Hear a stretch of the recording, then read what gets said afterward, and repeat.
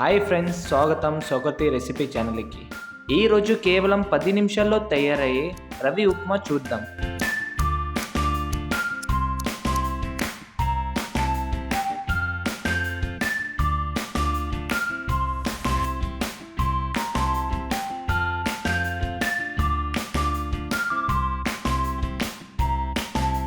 Stove on చేసి pan పెట్టండి.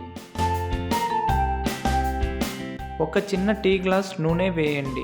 ఇప్పుడు జీలకర్ర మరియు ఆవాలు 1 టేబుల్ స్పూన్, వేరుశనగలు 15, శనగపప్పు మరియు మినపప్పు 1 టేబుల్ స్పూన్ లో ఫ్లేమ్లో వేయించండి.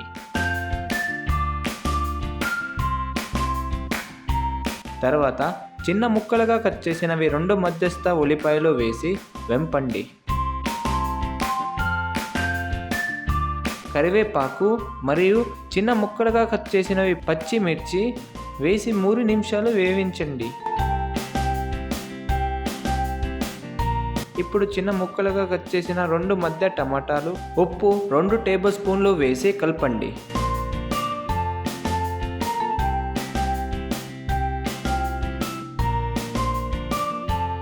కొత్తిమీర వేసి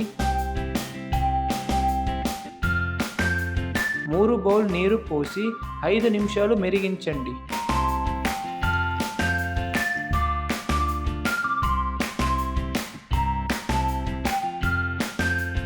ఒక బౌల్ రవ్వ నెమ్మదిగా వేసి కలపండి.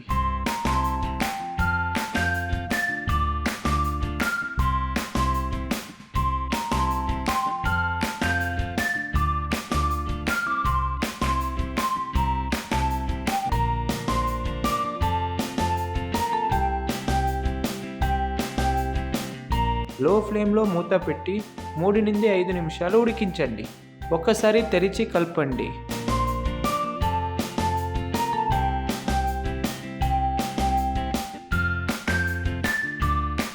సాఫ్ట్గా టేస్టీగా రవ్వ ఉప్మా రెడీ.